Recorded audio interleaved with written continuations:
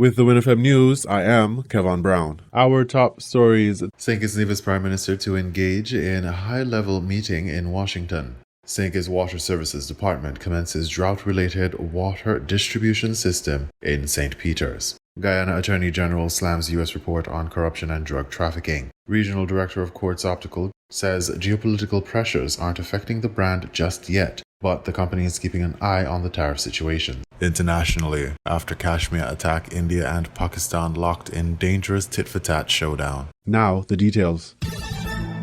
The financial stability of the United States has a significant impact on the economic landscape of small island developing states such as St. Kitts and Nevis and the wider Caribbean territories. Through key channels such as trade, tourism, and remittances, the U.S. economy acts as both a barometer and driver of Caribbean economic health, influencing growth prospects and investment flows. The United States is the principal trading partner for many Caribbean countries, including St. Kitts and Nevis. This relationship means that economic fluctuations across the U.S. have a pronounced ripple effect throughout the Caribbean. When the U.S. economy experiences downturns or recessions, demand for Caribbean export tends to wane, often leading to a contraction in the regional economies. Agricultural goods such as sugar and banana, which are vital export commodities for several Caribbean nations, are especially vulnerable to these shifts. A slowdown in the U.S. not only diminishes demand for these products, but also poses a significant challenge to the livelihoods of many farmers and exporters in the region.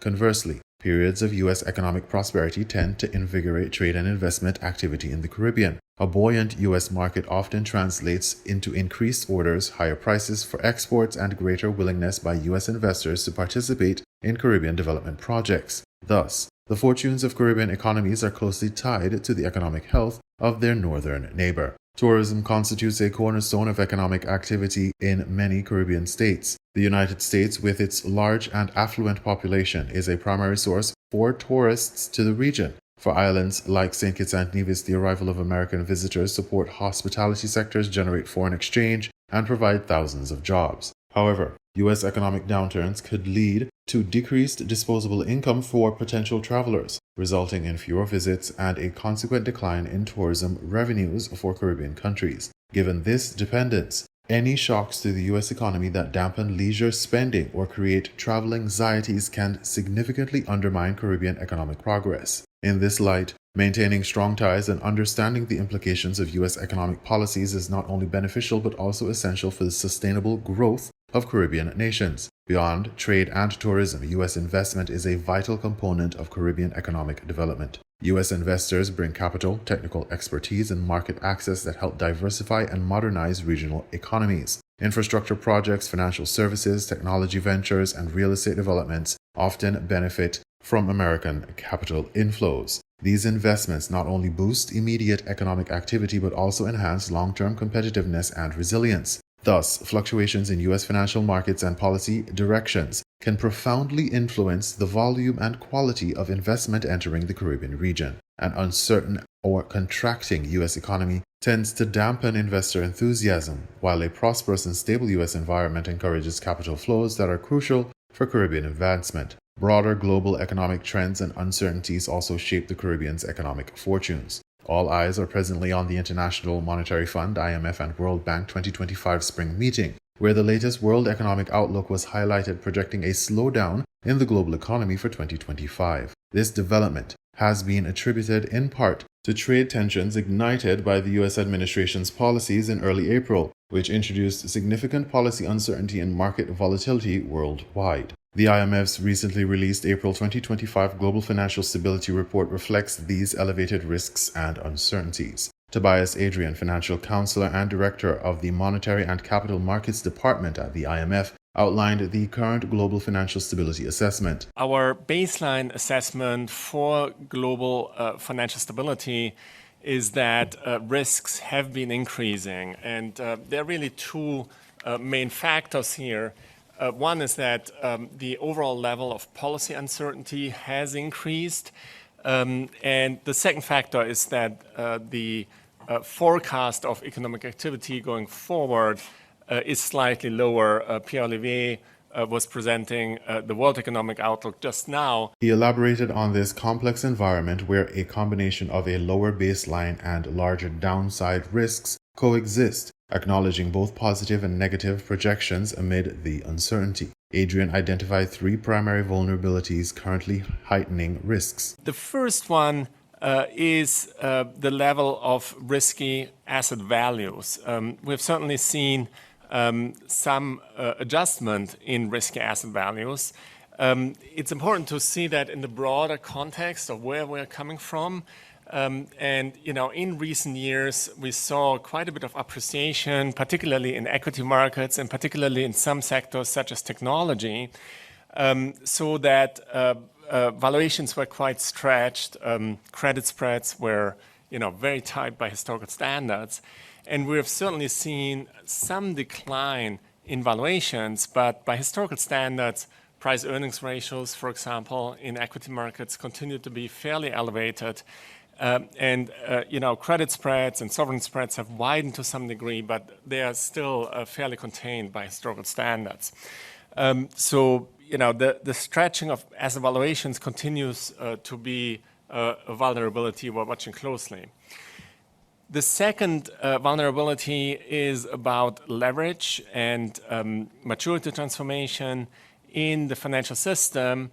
And, that's particularly in the non-bank sector where we're looking closely as to how leverage is evolving. As market volatility has increased, we have seen some degree of deleveraging, but market functioning has been sound so far. Finally, he underscored the global rise in sovereign debt, which intensifies financial stability challenges, particularly for emerging markets and frontier economies, with some widening of sovereign spreads observed amid a tightening of financial conditions. In light of these mounting risks, policymakers worldwide are urged to adopt prudent measures to safeguard financial systems. When asked about practical suggestions in a political climate favoring deregulation and liberalization, Tobias Adrian emphasized the importance of resilience in financial institutions. The good news is that generally when adverse risks realize, there is an asset price adjustment, but on average, relative to recent decades, those risks are absorbed well by the financial system in general. He affirmed that robust regulation is critical to ensuring that the financial sector can absorb shocks gracefully. The main objective of financial sector regulation is to get to a place where the financial system can do its job in terms of adjusting to unexpected developments, right?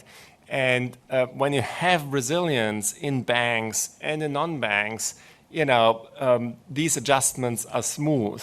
And that is the point of finance, right? It's a kind of insurance mechanism for the global economy and for individual country macroeconomies.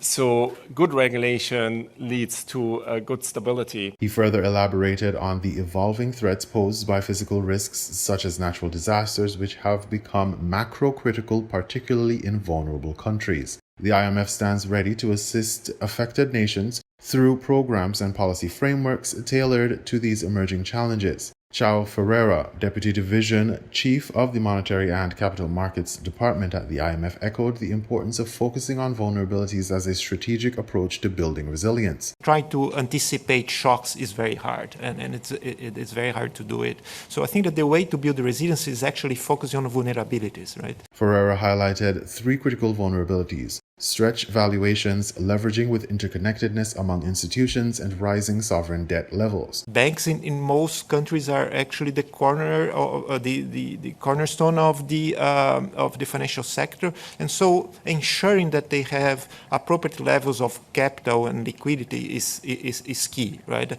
And the international standards do provide the base for doing that. Regarding addressing complex vulnerabilities such as leveraging and interconnections, he noted the need for stringent oversight and caution. On the mounting sovereign debt, Ferrer emphasized, one common theme that we have been talking about is about the need to credibly rebuild fiscal buffers. The intricate economic ties linking St. Kitts and Nevis and the Caribbean at large to the United States underscore the importance of monitoring U.S. economic trends and regulatory landscapes. The mutual prosperity of these nations depend not only on market forces but also on policy uncertainties and global financial stability. The IMF's insights serve as a timely reminder that despite the challenges, concerted efforts by policymakers, vigilant regulation, and international cooperation can help weather the uncertainties ahead. As Tobias Adrian Riley noted, the role of finance is essentially that of an insurance mechanism capable of smoothing unexpected shocks and shielding economies from turmoil. In this light, building resilient financial systems and fostering robust trade and investment ties remain paramount priorities for the Caribbean's sustained economic growth and stability. The Prime Minister of St. Kitts and Nevis, the Honorable Dr. Terence Drew, and the leadership of CARICOM member states are expected to have an audience with U.S. Secretary of State Marco Rubio. The May 6th meeting in Washington, D.C. will focus on the 10% tariffs on goods from the Caribbean. The meeting will follow the International Monetary Fund World Bank spring meetings. The meeting will include leaders from territories such as Grenada, Antigua and Barbuda, St. Vincent and the Grenadines, Dominica, St. Lucia and the Bahamas. I'm also scheduling to have very high-level meetings in Washington beyond the spring meetings with the IMF, the spring meeting with the IMF and the World Bank. That meeting will, of course, discuss matters that are affecting St. Kitts and Nevis, the OECS, CARICOM, with respect to the new policy direction of the United States of America, so that we can have meaningful discussions and resolve any matters that need to be resolved, and to have productive discussions on how we can move forward as a hemisphere that would benefit all of us. Right. The United States has a significant trade surplus with the Caribbean region. Rather than retaliating, regional leaders decided on a collective diplomatic outreach to the United States government aimed at seeking clarity and urging U.S. authorities to reconsider the policy or make exemptions for the small island developing states. The new reciprocal tariff policy will negatively impact the Caribbean economies and residents, particularly driving up the cost of living, said St. Kitts and Nevis' Prime Minister. Meanwhile, several discussions that have ensued on radio talk shows suggest that Caribbean countries should lower their applied rates at the ports to help offset the high cost of living.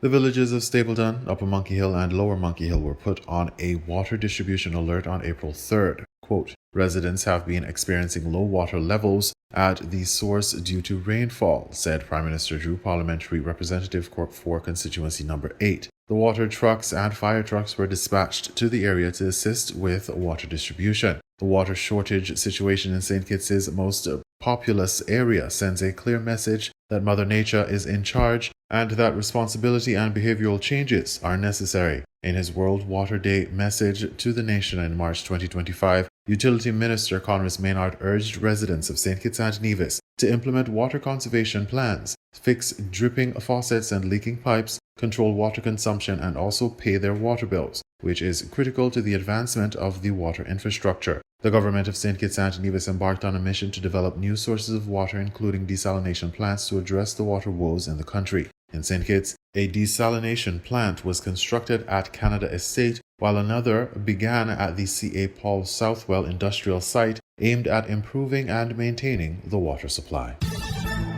In regional news, Guyana Attorney General slams U.S. report on corruption and drug trafficking. Guyana News Source reports. 2 weeks after declaring that the U.S. government has full confidence in Guyana's leadership with a visit of 3 secretaries of state in 4 years, Guyana's Attorney General Anil Nandlal is now firing off at the U.S. government over its latest International Drug Control Strategy report, which was released by its State Department on Monday. The report flagged the law enforcement agencies in Guyana for corruption and bribery, and highlighted nepotism in the public sector and political entities as complicating the fight against money laundering and narco trafficking in Guyana. The report described the Guyana police force as a weak link in the fight against money laundering, while noting shoddy investigations and the lack of adequate prosecutions. In a response to the report, Attorney General Anil Nandlal demanded evidence of corruption among public officials in Guyana. He said any statement linking money laundering to corruption among public officials must be substantiated by empirical evidence.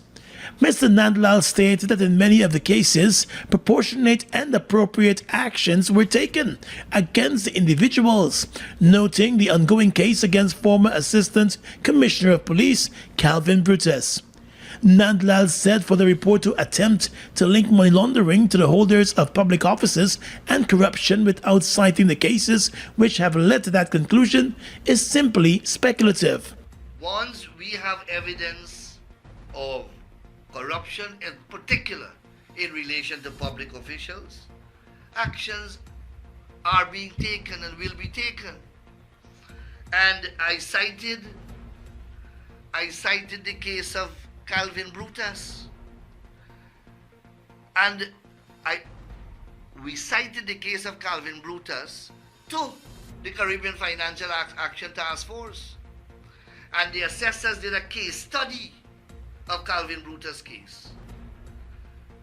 They examined the allegations and they examined critically the investigation that was done, the advice tendered by the Director of Public Prosecutions, and the charges instituted.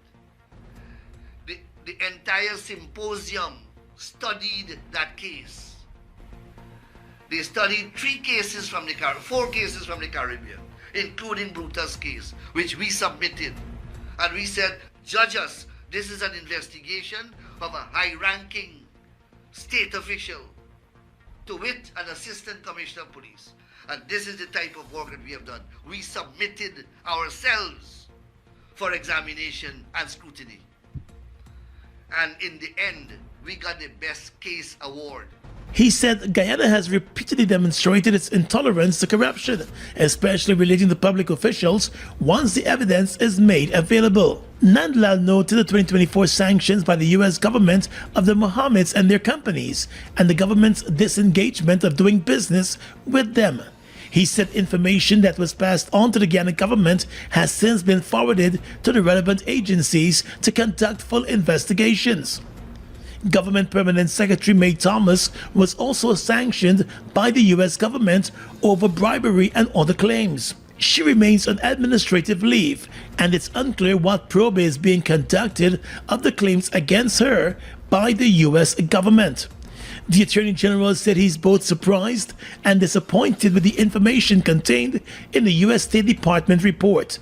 He noted the recent appraisals of Guyana's anti-money laundering regime and it being given a clean bill of health by the Caribbean Financial Action Task Force. He said there is no need for anyone to speculate in relation to Guyana's anti-money laundering credentials, since those were recently examined over a period of 18 months in a mutual evaluation exercise conducted by the most premier regulatory body in the hemisphere, the Caribbean Financial Action Task Force, CFATF. He made similar comments on his program last evening. And that is why only last month, an Article 4 mission from the International Monetary Fund examined Guyana's AML-CFT credentials and framework. And they made a finding which they published in their report. And I will send out their findings. I don't want to read it to bore you. But in there, they give a long 2 paragraphs on Guyana's AML-CFT framework.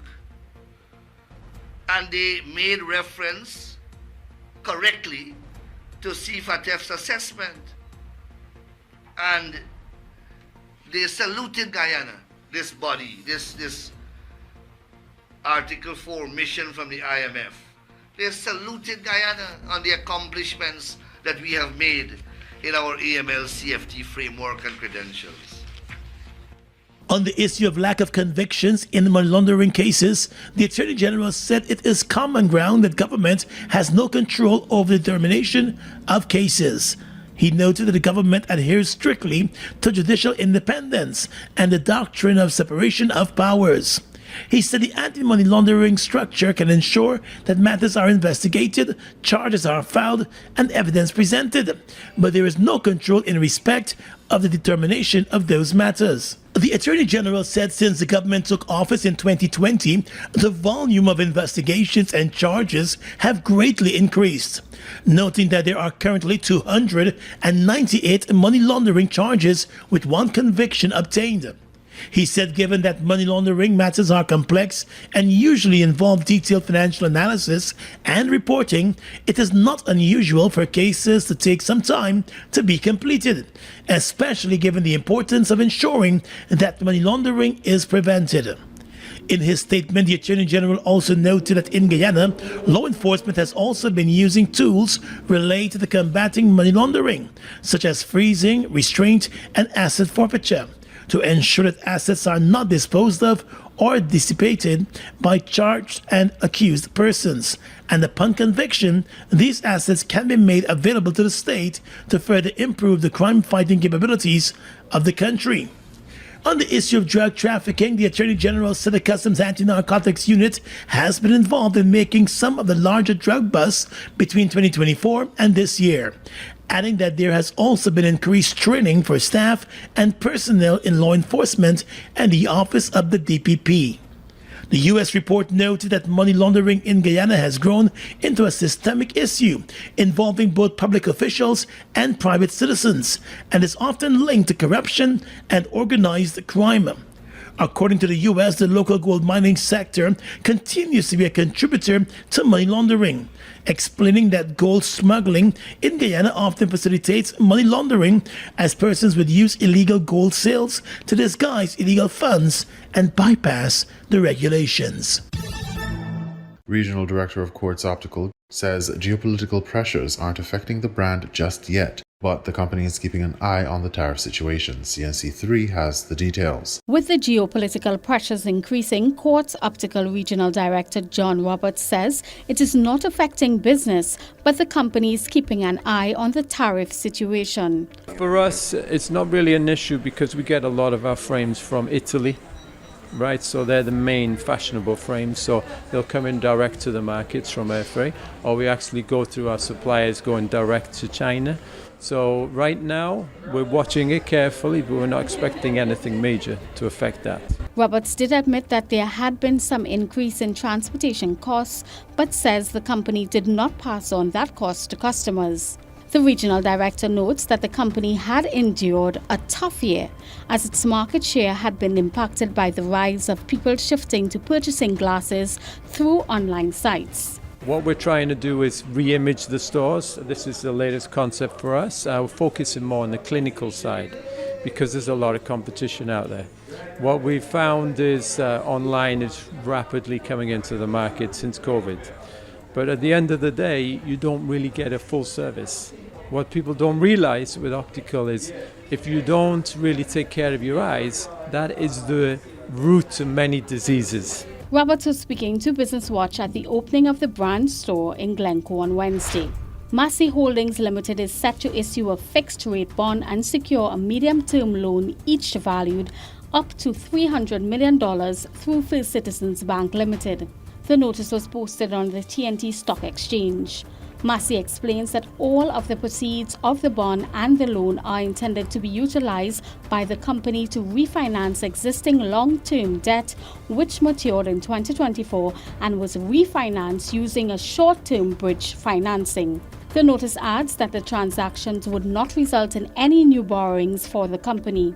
It also outlined that the company and First Citizens Bank mutually agreed to the commercial terms for the issue of the bond and the loan. Andrea Perez-Sobers, CNC3 Business Watch.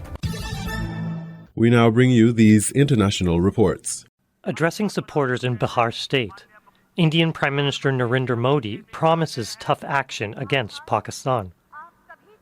It follows an attack by gunmen in the town of Pahalgam in Indian-administered Kashmir on Tuesday.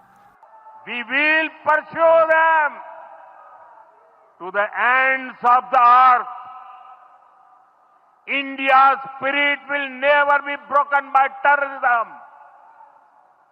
Terrorism will not go unpunished. India has closed a border crossing with its neighbor, suspended a decades-old treaty covering water supplies, and is now revoking all visas issued to Pakistani nationals. Islamabad says any attempt to stop or divert water will be considered an act of war.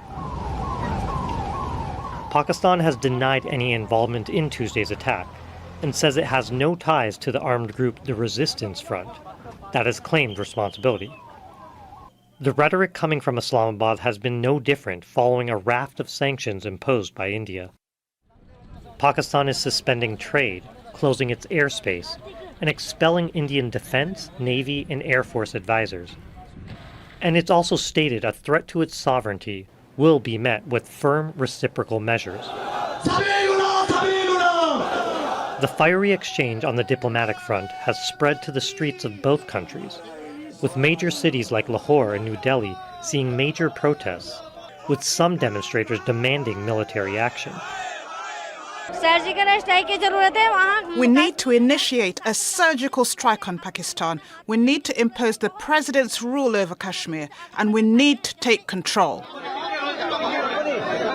As the victims of the attack are being laid to rest, families and loved ones want justice. The two nuclear-armed states have previously fought wars over Kashmir, and following the latest violence, sentiments are running high, with emotions of shock and anger potentially further escalating tensions. Imran Allah Khan, Al Jazeera. Look beyond the numbers of missiles and drones, the tallies of dead, injured, and missing, and you'll see the true face of Russia's war in Ukraine. Civilians in the firing line, in cities coming under more frequent and more ferocious Russian bombardment. During Thursday's early morning attack on the capital, Kyiv, Alexander says his girlfriend's son was asleep, a child's bed, mercifully the only part of their home that was not damaged. Though not unscathed, everyone in his home survived. But many did not. Two of those killed here were children, both from the same family.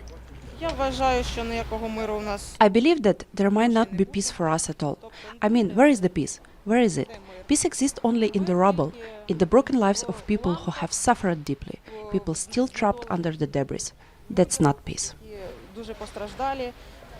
There is anger at Russia for bombing civilian targets, and at the United States for pushing its ceasefire proposal, a deal those here enduring the attacks say would be the same as surrendering to Russia. We know that many times the Russians have deceitfully spoken of peace, their so-called Russian version of peace. But we see the true face of that peace. Just like now, peace talks on one hand and on the other, a peaceful city being destroyed. What military targets are there? It's unclear. In Kiev, many residential buildings have been damaged. All this talk about the Russian peace is a fairy tale. Ukrainian leaders and their European allies say Kyiv cannot be expected to agree to a ceasefire as long as its cities are being bombed. Russia's public statements, they say, are a smokescreen. Its true intentions self-evident in the actions taken on Ukrainian soil. Russian ballistic missiles directly targeting civilian communities. This is a residential area. These are people's homes. They were asleep in their beds at the time of the attack. Children's playground. The destruction here is near complete. To say Ukraine and its European allies are skeptical of a future peace deal with Russia is likely an understatement. Following Thursday's attacks, President Volodymyr Zelensky responded to comments that U.S. President Donald Trump was running out of patience with Ukraine on a possible peace deal. Zelensky said it was the Ukrainian people whose patience was wearing thin, because it is the Ukrainian people coming under attack from Russian missiles. Zain Basravi, Al Jazeera, Kyiv. From dinner with the president to a $3.6 billion venture, this is Crypto Weekly. Donald Trump's meme coin surged more than 60% on Wednesday after announcing an exclusive invitation to the world. The top 220 buyers of the token are to be invited to a private gala dinner on May the 22nd. In addition to the dinner at Trump National Golf Club in Washington, The top 25 holders would get an ultra-exclusive private VIP reception with the president, as well as a special tour, according to the announcement. The terms of the Trump dinner offer, though, state that the president may not be able to attend. Trump said on Tuesday that the crypto industry needs regulatory certainty and clear rules, and that Securities and Exchange Commission Chairman Paul Atkins will work on providing it. No one in America is more highly qualified to lead the SEC in this exciting time than Paul. He's devoted his entire life to the cause of free, clear, pro-growth and pro-innovation securities markets.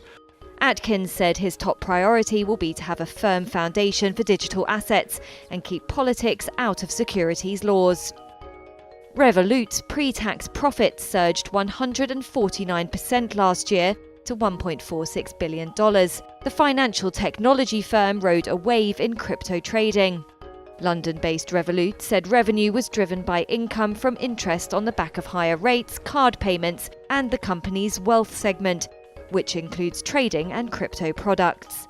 Cantor Fitzgerald is launching a crypto venture with Tether and Japanese technology investor SoftBank Group. It's to buy Bitcoin, wagering that interest in the digital currency will expand under Trump. The deal, announced on Wednesday, has blank check vehicle Cantor Equity Partners merging into newly formed 21 Capital. The combined vehicle is valued at $3.6 billion. You were listening to the WINN FM 98.9 newscast. Our top stories were St. Kitts Nevis Prime Minister to engage in a high-level meeting in Washington. St. Kitts Water Services Department commences drought-related water distribution system in St. Peters. Guyana Attorney General slams U.S. report on corruption and drug trafficking. Regional Director of Quartz Optical says geopolitical pressures aren't affecting the brand just yet, but the company is keeping an eye on the tariff situation. Internationally, after Kashmir attack, India and Pakistan locked in dangerous tit-for-tat showdown. Thank you for listening.